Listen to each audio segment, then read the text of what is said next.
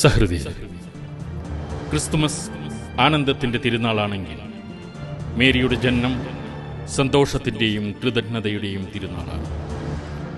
അമലോത്ഭവയായ ദൈവമാതാവിൻ്റെ ജനനത്തിൽ സ്വർഗവാസികൾ ആനന്ദിക്കുന്നു, ഭൂവാസികൾ ആഹ്ലാദിക്കുന്നു. പ്രിയരെ, മറിയത്തിൻ്റെ ജനനത്തെക്കുറിച്ച് സുവിശേഷങ്ങളിൽ നാം ഒന്നും തന്നെ കാണുന്നില്ലെങ്കിലും മേരിയുടെ ജനനത്തെക്കുറിച്ചുള്ള ആദ്യകാല വിവരണം 2-ാം നൂറ്റാണ്ടിൻ്റെ അവസാനത്തിലെ ഒരു അപ്പോക്രിഫൽ ഗ്രന്ഥമായ യാക്കോബിൻ്റെ സുവിശേഷത്തിൽ കാണപ്പെടുന്നു. ഈ ഗ്രന്ഥമനുസരിച്ച് മറിയത്തിൻ്റെ മാതാപിതാക്കളായ അന്നയ്ക്കും യോവാക്യമിനും മക്കളില്ലാതെ വന്നപ്പോൾ അവർ തീക്ഷ്ണമായി ഒരു കുഞ്ഞിനു വേണ്ടി ദൈവത്തോട് പ്രാർത്ഥിച്ചു.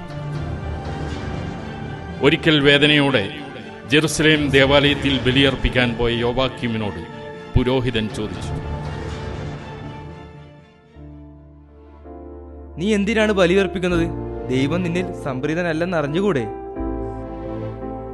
ഇത് കേട്ട് ദേവാലയത്തിൽ നിന്നും ഇറങ്ങിയ യോവാക്യീം സങ്കടത്തോടെ ഒരു വിജന പ്രദേശത്തേക്ക് പോയി. ഒരു കുഞ്ഞ് ജനിക്കണമെന്ന ആഗ്രഹത്തോടെ യോവാക്യീം മരുഭൂമിയിൽ 40 പകലും 40 രാത്രിയും കഠിനമായ തപശ്ചര്യകളിൽ ഏർപ്പെട്ടു.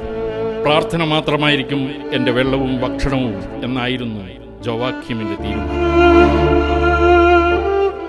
കർത്താവ് എൻ്റെ അടുക്കലേക്ക് വരുന്നതുവരെ ഞാൻ ഭക്ഷിക്കുകയോ കുടിക്കുകയോ ഇല്ലെന്ന് യോവാക്യീം കഠിന ശപഥമെടുക്കുകയും ചെയ്തു.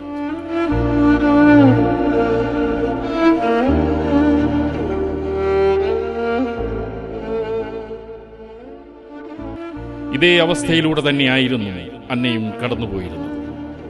ബലിയർപ്പിക്കാൻ വേണ്ടി പോയ തൻ്റെ ഭർത്താവിനെ കാണാതെ അന്ന അന്വേഷിച്ചിറങ്ങി. സഹോദര, നിങ്ങൾ എന്റെ യോവാക്യീമിനെ കണ്ടുവോ? അന്നയുടെ ചോദ്യത്തിന് ജനങ്ങൾ ദേവാലയത്തിൽ നടന്ന കാര്യം അവളോട് പറഞ്ഞു. മക്കളില്ലാത്തത് ദൈവശാപമാണെന്ന് നിങ്ങൾക്കറിഞ്ഞുകൂടെ? നിങ്ങൾ എന്തോ മഹാഭാവം ചെയ്തിരിക്കുന്നു. അതിനാൽ നിങ്ങളെ ദൈവം തിരസ്കരിച്ചിരിക്കുന്നു. ഇങ്ങനെ ഭർത്താവിനെ കാണാത്ത ദുഃഖവും ജനങ്ങളുടെ പരിഹാസവും കേട്ട് വിഷമിച്ച അന്നയുടെ അടുത്തേക്ക് ഗബ്രിയേൽ ദൂതൻ അയക്കപ്പെട്ടു.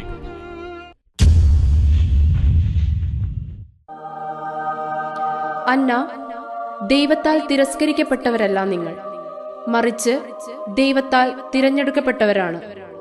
കാരണം യുഗങ്ങളുടെ പ്രതീക്ഷയായ മിശിഹായ്ക്ക് ജന്മം നൽകുവാനുള്ള സ്ത്രീയുടെ അമ്മയാകേണ്ടവളാണ് നീ. നീ ജെറുസലേം ദേവാലയത്തിലേക്ക് പോകുക. അവിടെ നിന്റെ ഭർത്താവിനെ നീ കണ്ടുമുട്ടും.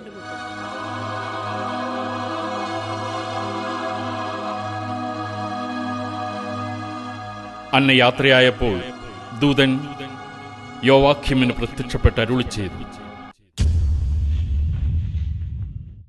യോവാക്യീം, നീ വിഷമിക്കേണ്ട. നിനക്ക് ഞാനൊരു മകളെ തരും. നീ അവളെ ദേവാലയത്തിൽ കൊണ്ടുചെന്ന് എനിക്ക് കാഴ്ചവെക്കണം. അതനുസരിച്ച് യോവാക്യീം ദേവാലയത്തിലേക്ക് പോയി.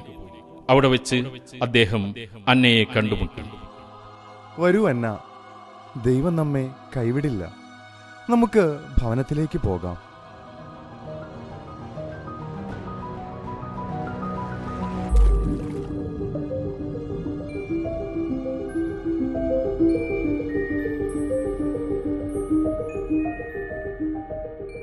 അങ്ങനെ ദൈവം പ്രത്യേകമായി തിരഞ്ഞെടുത്ത യോവാക്യീം അന്ന ദമ്പതികളിൽ നിന്നും പരിശുദ്ധ കന്യകാമറിയം ജനിച്ചു.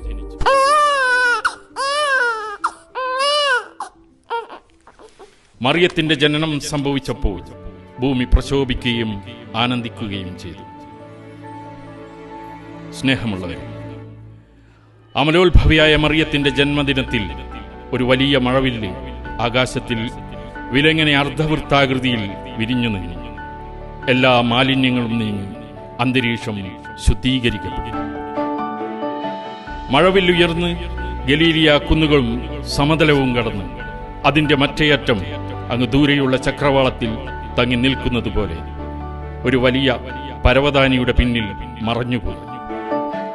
ഇതുപോലുള്ള സംഭവ വികാസങ്ങൾ ആരും അതുവരെ കണ്ടിട്ടുണ്ടായിരുന്നില്ല. സൂര്യൻ അസ്തമിച്ചിട്ടില്ലെങ്കിലും ആകാശത്തിൽ ഒരു നക്ഷത്രം വിരിഞ്ഞു. വജ്രം പോലെ പ്രകാശിക്കുന്നതായിരുന്നു ആ നക്ഷത്രം. ഈ ഉഷകാല നക്ഷത്രത്തിന്റെ ജനത്തിരുന്നാൾ ആഘോഷിക്കുമ്പോൾ ഈ തിരുനാളിന്റെ എല്ലാവിധ മംഗളങ്ങളും ആശംസകളും നേർന്നുകൊണ്ട് ഈ ദൃശ്യാവിഷ്കാരം നിങ്ങൾക്ക് മുൻപിൽ ഞങ്ങൾ സ്നേഹപൂർവ്വം സമർപ്പിക്കുന്നു. അവതരണം CLC പിലാത്തറ യൂണിറ്റ്.